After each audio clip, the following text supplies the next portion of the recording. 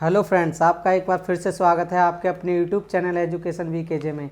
जिस टॉपिक की आज हम बात करते हैं वो यूपी बोर्ड में मतलब चैप्टर 14 है और इसमें से एक क्वेश्चन 100% आता है, मतलब हर बार आता है। आज समांतर माध्यक के टॉपिक पर हम बात करते हैं, यानी कि चैप्टर 14 में एक टॉपिक है समांतर माध्य, उसकी बात करते हैं कि आखिर समांतर माध्य हम कैसे निकालते हैं। बहुत सारे क्वेश्चन है। देखो, एक मैं क्वेश्चन लेता हूँ इस टाइप से कि यदि प्रथम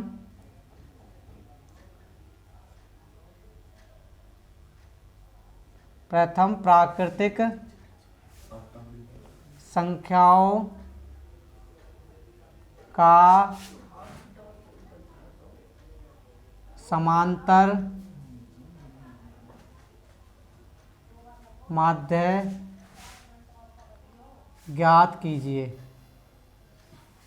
इस टाइप से क्वेश्चन या तो ऑब्जेक्टिव टाइप में आएगा या फिर सीधा क्वेश्चन दे देगा 2 नंबर में। तो सबसे पहले हमें पता होना चाहिए कि प्राकृतिक संख्या होती क्या है। तो प्राकृतिक संख्या क्या होती है, आपने छठी क्लास में 7वीं क्लास में खूब मतलब पढ़ी होंगी। जो 1 से स्टार्ट होती है और जिनके बीच कोई गैप नहीं होता वो हमारी प्राकृतिक संख्या होती हैं। तो सबसे पहले प्रथम 10 प्राकृतिक, ठीक है, प्रथम 10 प्राकृतिक संख्याओं का समांतर माध्य ज्ञात कीजिए। तो हमें पता होना चाहिए पहले 1 होती है प्राकृतिक संख्या, 2 होती है, 3, 4, 5, 6, 7, 8, 9, 10। कितनी पूछ रहा उतनी लिखेंगे, ठीक है। तो समांतर माध्य का फॉर्मूला क्या होता है? समांतर माध्य इंग्लिश में इसको मीन बोलते हैं, ठीक है। तो ये होता है सभी पदों का योगफल बटे पदों की संख्या, ठीक है।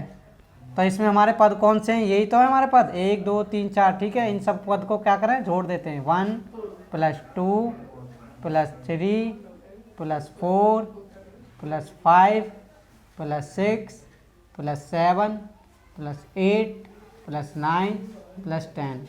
अब टोटल पद कितने हैं इनको गिन लो। तो सीधा 10 है तो 10 लिख दो। अब इनको जोड़ लेते हैं। 1 और 3, 1 और 2 3, 3 और 3 6, 6 और 4 कितने हो गए 10, और 15, 15 और 6 21, 21 7 28, 28 और 8 36, 36 और 10 46, 46 और 9 कितने हो गए, यानी कि 55 हो गए, ठीक है। तो इनको ऐड जोड़ के कितना आ गया 55। अब नीचे 10, 55 को 10 से डिवाइड करेंगे तो कितना आएगा 5.5।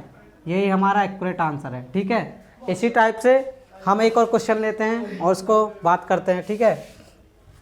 मैं रेज कर रहा हूँ, स्क्रीनशॉट ले लेना।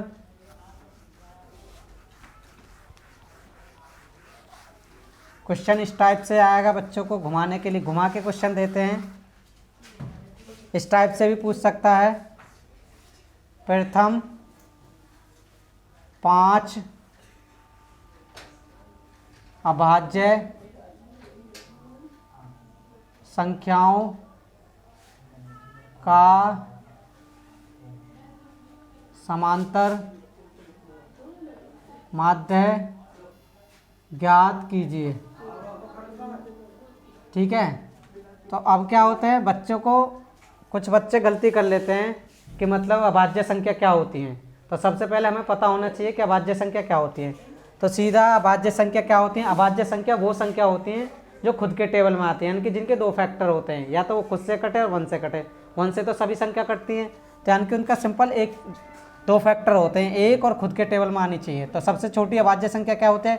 कभी कभी छोटी अभाज्य ऑप्शन में ऐसे भी पूछ लेता है ऑब्जेक्टिव टाइप में कि सबसे छोटी अभाज्य संख्या क्या होती है। सबसे छोटी अभाज्य संख्या 2 होती है। और कभी कभी ये भी पूछ लेता है कि सबसे छोटी समअभाज्य संख्या क्या होती है।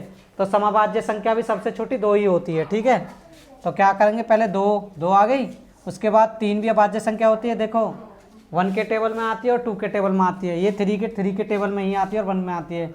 उसके बाद क्या है 5 है। उसके बाद क्या है 7, ना तो 8 आ सकती ना 9 आ सकती। उसके बाद क्या है 11। हमसे पूछ कितना रहा है 5। तो ये संख्या हो गई। और समांतर माध्य का फॉर्मूला लिखो। समांतर माध्य क्या होता है, वही फॉर्मूला है, सभी पदों का योगफल बटे पदों की संख्या। तो कौन कौन से पद हैं उनको लिखे देते हैं। 2 है एक हमारे पास, 3 है एक, 5 है प्लस 7 है प्लस 11। क्या है? 5 अभाज्य संख्या, क्योंकि 5 की बात करिए ना, है कितनी? 5 ही है। ठीक है, अब इनको जोड़ दो, 5 और 5 10, 10 और 7 17, 17 और 11 कितने हो गए? 28। 28 में क्या करेंगे? 5 से भाग लगाएंगे। अब 28 को किससे? 5 से डिवाइड कर दो, तो 5 पंजे 25 आ गया, बचा कितना?